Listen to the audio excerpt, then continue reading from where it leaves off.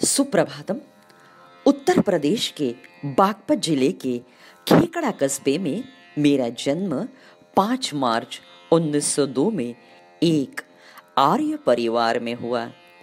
बड़े स्नेहपूर्वक मेरे पिताश्री ने मेरा नाम नीरा रखा। मेरे माता पिता दोनों भी मुझसे बेहद प्यार करते थे। आगे चलकर दुर्भाग्यवश महामारी के फैलाव के कारण मेरे माता पिता दोनों भी चल बसे। प्रसिद्ध खेकड़ा के प्रतिष्ठित व्यापारी सेठ छज्जूमल जी ने मुझे गोद ले लिया। मेरे धर्मपिता का व्यापार संपूर्ण भारत देश में फैला हुआ था, लेकिन उनके व्यापार का मुख्यालय कलकत्ता था। खेकड़ा कस्बे से स्थानांतरित होकर हमारा परिवार कलकत्ता में आकर बसा। पुरोगामी विचारों के सेठ जी ने उस जमाने में मेरे शिक्षा का प्रबंध किया। वे चाहते थे मुझे अंग्रेजी, हिंदी और बंगाली भाषाएं अवगत हो। इन भाषाओं के अध्ययन के अलावा मैंने कुछ अन्य भाषाएं भी आत्मसात की।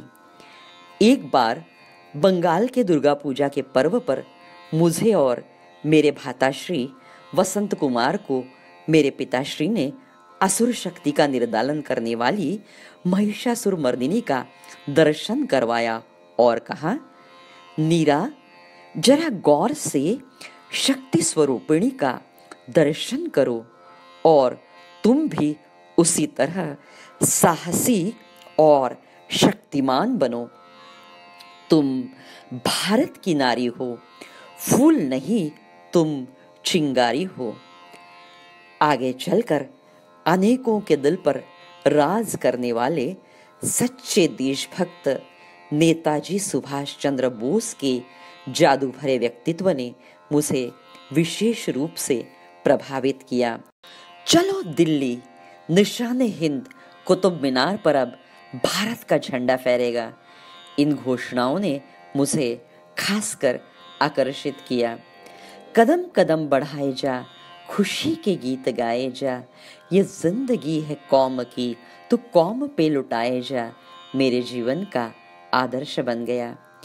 शक्ति जागरण पर्व में भक्ति के साथ साथ देशभक्ति की भी घुटी मुझे और बसंत कुमार को मेरे पिताश्री ने दी। परिणाम स्वरूप हम दोनों आजाद हिंद फौज में शामिल हो गए।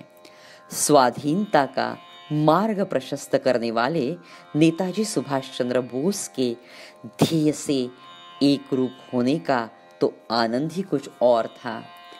आगे चलकर मेरा विवाह श्रीकांत जयरंजन दास के साथ हुआ। वे अंग्रेजी सेना में CID इंस्पेक्टर थे।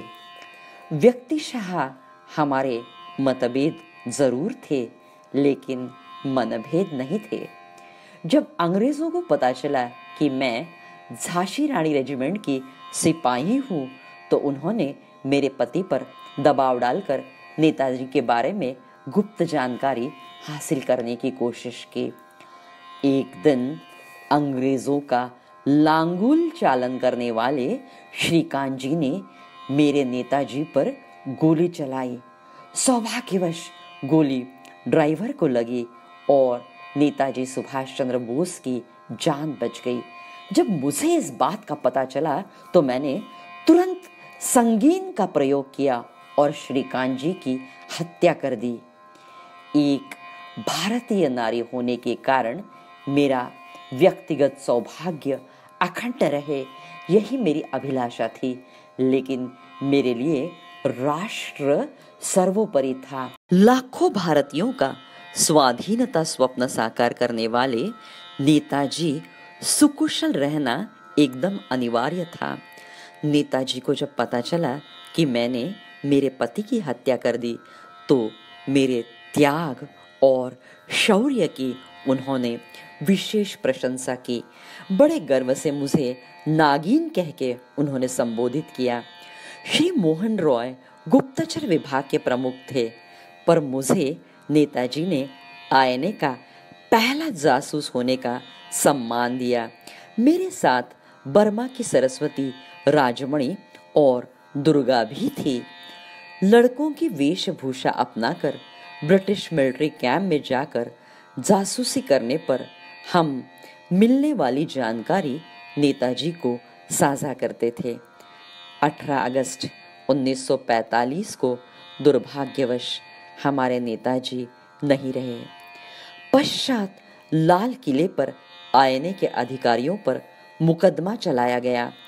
कर्नल गुरबख्श सिंह धिल्लोन, प्रेम कुमार सहगल, शाहनवाज खान को रिहा कर दिया गया। मेरे भाई बसंत कुमार को भी छोड़ दिया गया, जिसने बाद में संन्यास्त जीवन व्यतीत किया। अंग्रेज सीआईडी अफसर मेरे पति श्रीकांत जयरंजन दास की हत्या के जुल्म पर मुझे काले पानी पर भेज दिया गया। अपने पति को कुर्बान कर नेताजी की जान बचाने वाली शक्ति स्वरूपिणी नीरा आर्य को मेरा कोटि कोटि प्रणाम।